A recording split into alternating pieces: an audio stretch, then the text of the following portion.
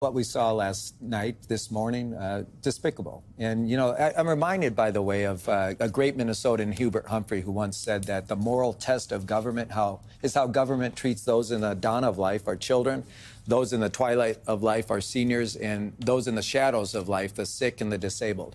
And what we just saw is clearly a rejection of that moral test of government by the Republicans, because is it moral to actually take food away from starving children? Is it moral to actually kick seniors out of nursing homes? Is it moral to actually take health care away from the disabled? I mean, there's 14 million Americans who are now going to lose health care in this country. There are 48 million people who need food assistance who are going to lose their food assistance. And Simone knows this about me. My mom was 15 years old when she had me. She raised 4 kids on her own. By the time she was 20, she had 4 kids. She struggled mightily. And without Medicaid, in my life, when I was a little boy, I wouldn't have had food. I wouldn't have had health care. Without SNAP, I would not have had food benefits. The reality is these programs are a lifeline for so many. And in a time when Donald Trump literally has destroyed the economy and made it even more hard for people to actually live their lives, this bill will make it even more difficult for millions of Americans. It's not only immoral, it's completely going to destroy communities. And, we've got to stand up and fight back hard, just like Leader Jeffries said, and that's what we're going to do. $700 billion projected by the Congressional Budget Office, cuts to Medicaid. Those cuts that will include stricter work requirements. Stricter is important because work requirements are already required to be on Medicaid, but the discourse of the last couple of days would have you believe it didn't. For able-bodied adults under 65, this is going to begin on the last day of 2026. Other cuts, $290 billion from the Supplemental Nutrition Assistance Program. That's SNAP. That's the food aid program you were talking about. The fact that many of these cuts will not yet take place until after the midterms, I do think is them telling on themselves. Okay, they are telling on themselves. Right. They could have instituted these cuts sooner, but the cuts are not coming until the end of 2026, most of them.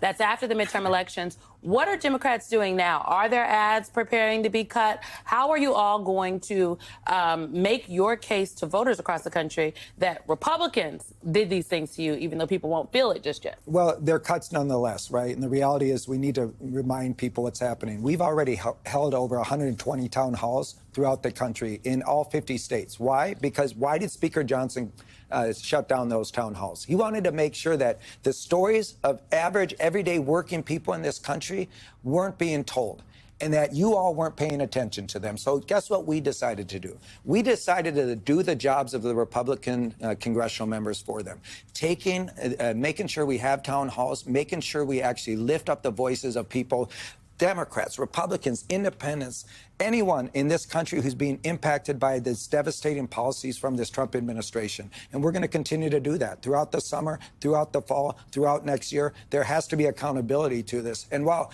people aren't going to be impacted immediately, they are going to be impacted. And we're going to remind folks of that because there needs to be accountability. And for what purpose did they push this bill through? All to give the people who already have the most in our society even more. Think about that, Simone. They're throwing children off of assistance. They're throwing families to the curb so that they can give people who already have so much even more. That is what we need to be talking about. This is about morals. It's not about party. It's not about Democrats or Republicans. It's about right or wrong. And at this point, we need to keep reminding the American people. At the end of the day, Democrats, you've heard me say this before, and it's important right now. In 2016, I heard someone say that the Republicans are shameless, but the Democrats are spineless. And if we're not willing to fight like hell right now, Simone, for the things that we say we believe in, then do we really believe in them at all? Do we believe in the things we say as Democrats? Because if we do, as Leader Jeffries said, we have to stand up right now and fight back with everything we have against this immoral administration. You have... On the Republican side, it's not all roses. You do have some Republicans who, whether they're in the Freedom Caucus or in the so-called moderate wing of the party, such as it exists, saying no to this bill. You had Ohio Representative Warren Davidson voting no, saying on X, I cannot support this big deficit plan. You had House Freedom Caucus chair from Maryland, my backyard, Andy Harris, who's been very, very vocal on this, voted present. But then my favorite were the two members of Congress who fell asleep.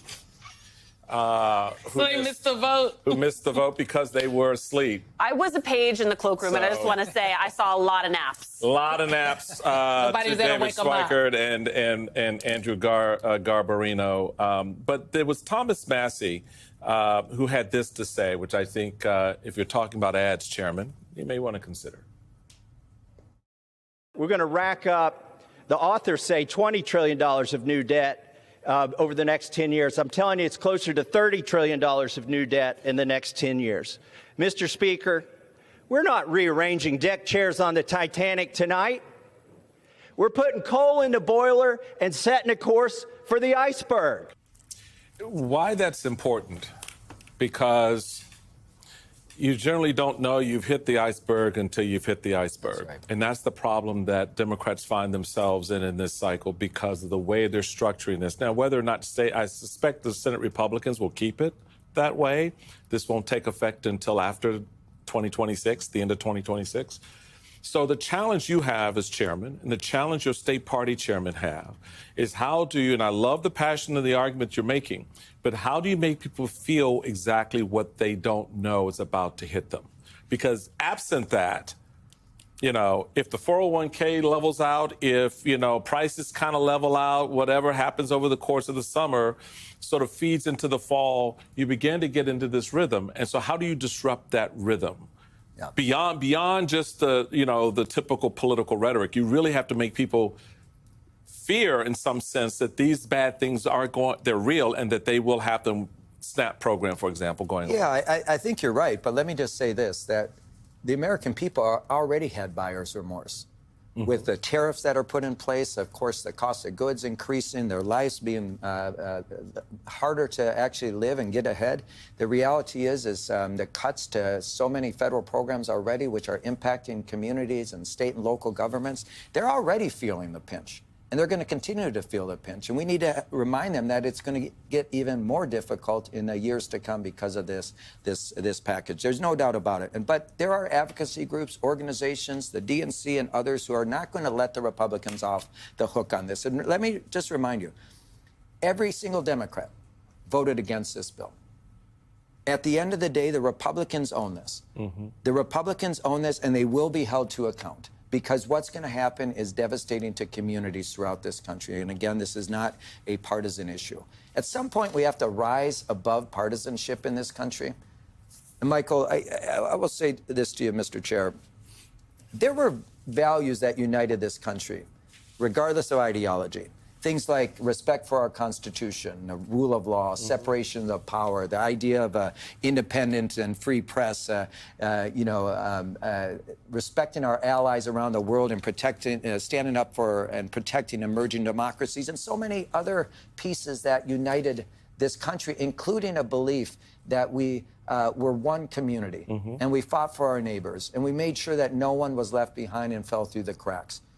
This social safety net that was created by Democrats and Republicans for so many years is so popular because we still hold true to this ethos that we know there are people who are going to fall on tough times.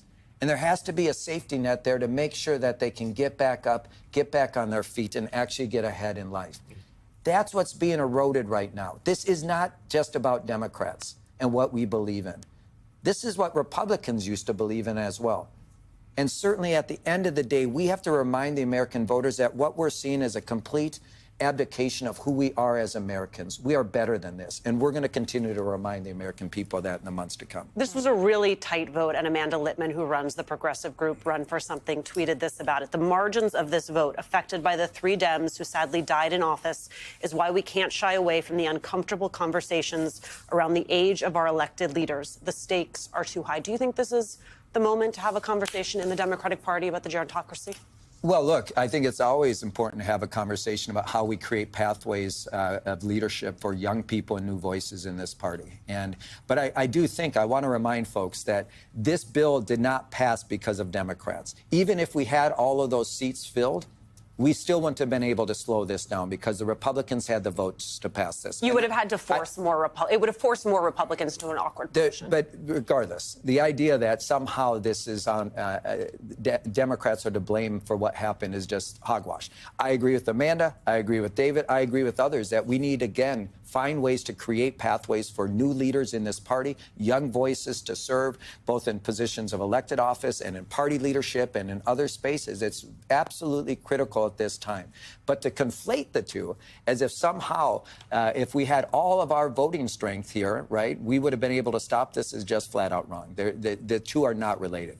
I do think, I agree with Amanda and David, we do need to get more young people into our party process. Has the Democratic National Committee scheduled the meeting yet for Democrats to vote on the new credentials that came out of the Credentials Committee, pardon me, not credentials, the Rules Committee, about having new elections for those vice chairs, including David Hogg and Malcolm Kenyatta? It hasn't been scheduled yet. You've been on the DNC and all these That's things. why I'm like, well, where's the meeting now? You know how these things work. Tonight, actually, it's one of the reasons I have to leave here in a little bit, is the Rules and Bylaws Committee, which will decide when all of this stuff happens, both the timeline, the rules of procedure, and all of that stuff. And that will get worked out, of course. And we'll see how that works out. You know, for me, as people are focused on the inside machinery of what happens in the party, and of course, it's an important conversation, let me say where my focus is, right? Squarely on winning elections. It's the reason I ran on this. It's the success I had in Minnesota. I never took my eye off of the prize, which is to actually build power around our shared values